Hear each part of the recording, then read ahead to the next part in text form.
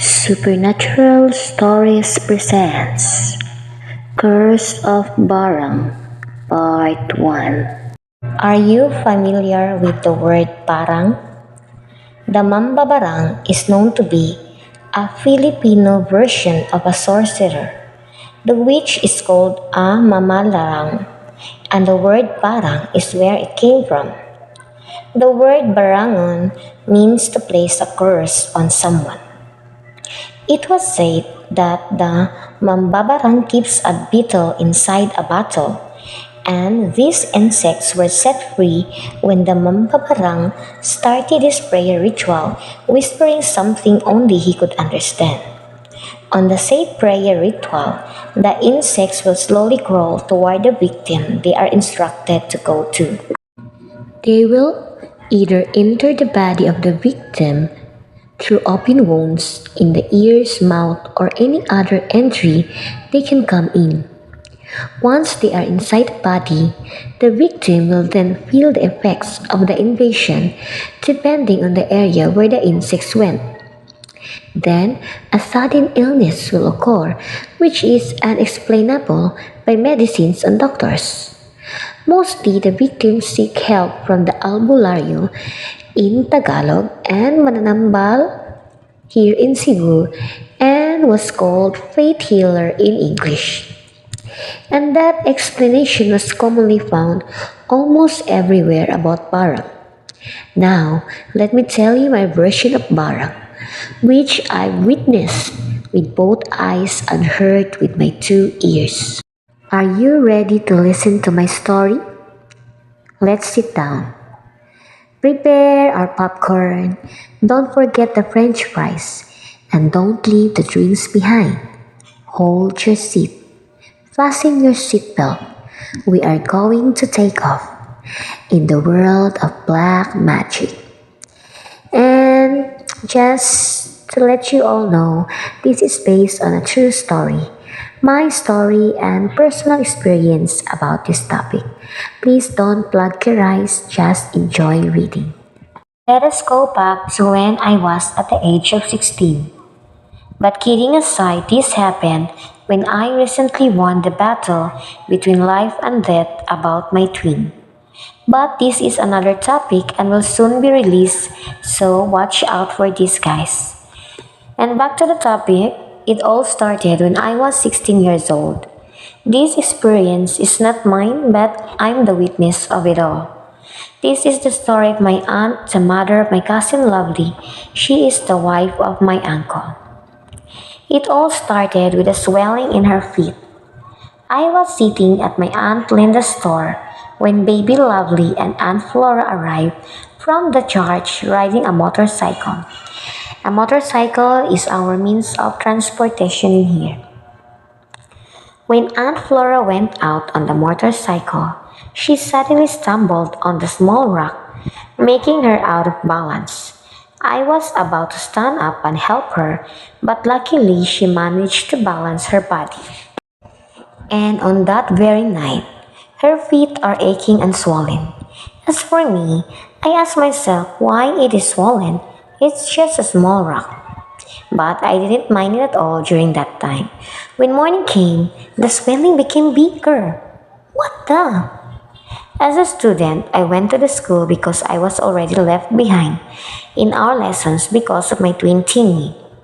I just look at Aunt Flora who is walking painfully.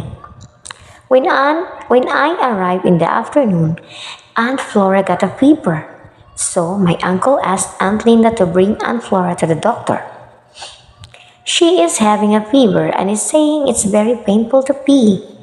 They went home very late at night and the doctor said she had a UTI or a urinary tract infection or a kidney problem and needed to drink the prescribed medicine. On the following morning, her fever was gone, but the swelling in her feet was still there. The fact that she drinks antibiotic should be healed right now. So one of our neighbors noticed it and advised her to try and have a consultation with one of the faith healers here in our place. So they went to the faith healer's house, and she was believed to be under the curse of Barang. The faith healer asked her if she had previous arguments to whom. Maybe they are the ones who put a curse on her. Aunt Flora was very sure that these two friends of her are the ones who put a curse on her, as they quarrel badly. That is hard to fix, and it's about some kind of theft, I guess, and other stuff. The healer advised her to divert the curse, or we call it in here, ipasumbalik. But there were some things to be needed. Advised her to divert the curse, or we call it here, ipasumbalik. But there were some things to be needed, like a black cloth, a picture of the one who put the curse, and other things that I already forgot. And it needs to be put under the path where the culprit will usually pass by. But the twist is you need to dig the path in the middle of the night at exactly midnight. And no one dares to do that. As she said, culprits are renting in the apartment and they are afraid the owner will mistake them for a thief. Aside from that, you will do it in the middle of the night. It's so creepy. So it was never that. And Aunt Flora is a little bit okay as she had a medicine oil from the faith healer. There is nothing special in the said oil. It was made of coconut oil, or we called it here lana. I vividly remember that every time Aunt Flora would massage the oil in her body, she would always call me King Ali Tanawa, which means King, look at this. By the way, my nickname is King. Small ants will crawl outside of her skin the moment she puts the lana on it. And I will just look in awe. What is this? It's very strange seeing those small ants. The strange happening in Aunt Flora's body continues. Her head and hair will have some kind of dandruff that is white in color, but it's not a dandruff because it's very big. It looks like a dandruff, but it's not, and it's itchy. The moment she will remove it forcefully, it will leave a wound on her head. But she said it's very itchy. She can't control her hand to scratch it. A friend of my uncle and Aunt Linda told them that there is a famous faith healer in Sagbayan, Bohol. They decided to go and bring me. It's my first adventure in Bohol and the last one. We arrived at Carmen Public Market and asked for the exact address given to us. Luckily, many people recognized the name of the faith healer as he is famous in this said place. We ride a habal-habal. It's a motorbike, as the road is a single small path and very small. And you know it's a rocky road. Every time you bump into the rock, it's very painful to my butt. Just joking. But it's true. It's a real adventure. The road has many sugarcane and rice fields. It was a very beautiful scenery. At that time, I did not have a phone or even a camera. Yes, because I'm only 16 years old back then and smartphone is not been invented, I guess, during that time. But the memories will forever in my mind. We arrived at the faith healer's house early in the morning. They welcomed us and gave us some food and coffee for breakfast. The house looks old and made up of wood, but the design and carvings are very beautiful. It's a huge house with only the two of them, the faith healer and his wife, because their children are already married, but will come and visit sometimes. So, the wife explained that her husband will start his healing job at 8 p.m. But before that, there will be some kind of offerings. As far as I remember, they asked for a live chicken for the offering and many different kinds of foods. I don't know who cooked the food at that time.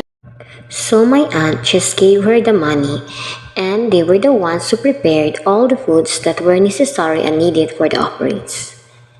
Then evening came. All the foods are already prepared at the table and we are waiting for the faith healer silently sitting on our chair. At last, he arrived wearing a black robe and holding a guitar. So, the teenage me just wondering, what is the purpose of the guitar? Well, I only ask this in my mind as I have no one to talk to. The wife turns off the lights, and only the 30 or 20 I forgot candles left lighted up in the middle of the dark. He began strumming his guitar, giving me a chilled feeling. He continued strumming on his guitar, babbling some words that I did not understand. Only the word Saint Jude is understandable. The wife of the faith healer whispered to Aunt Linda that her husband is waiting for the spirit of Saint Jude, as it is his abay, being called here in the Visayan dialect, but for me to explain. All I ever knew is your abiyan or abay could be a ghost, a spirit, or an encanto called a fairy. And this is my twin. Oh yeah, it will be on the next series. Please stay tuned, guys. The faith healer continued strumming his guitar, producing a very creepy sound. Then he stopped. He stands up and gets the tawas. It is some kind of crystal or crystalline substance, colorless, white in color. The faith healer burned the tawas with a candle and melted it. The melted tawas were put in the basin with clear water. The faith healer is babbling again some words that you can't understand, as if he is praying while closing his eyes. Then suddenly he stopped. All the tawas were already melted. Then he blew the candle and turned on the lights for us to see what was formed in the basin where the melted tawas are. She called Aunt Linda and Aunt Flora to look. The teenage me also looked. I'm also curious, and the tawas was formed into two youths with long hair. So it's a woman. The faith healer said that Aunt Flora was cursed through Barang, and there is also some debris inside her body. One is near the heart, the other is over the head, the next is in the stomach, and there is also near her two kidneys. The faith healer advised Aunt Flora to undergo psychic surgery. The debris should be removed immediately as soon as possible, or else it will hit all the major organs inside her body. It's unbelievable, right? Even I was very shocked upon listening at that time. And the worst news that shook our world is that the faith healer told us that the magbabarang is a very powerful one. And Flora's name had been already cross-marked, meaning that the culprit wants her dead. It should have supposedly been on Friday, but luckily her life was extended due to the help of the faith healer in our city. Imagine that. You are destined to die just because of this creepy barang, because of evil people. We are very sad and devastated upon hearing this explanation. But I still believe in God and just think maybe all of this is just a fraud. And that's where our part 1 ends. Please stay tuned for part 2, and if you want to listen more, please hit the subscribe button. Thank you guys for listening. Have a good day.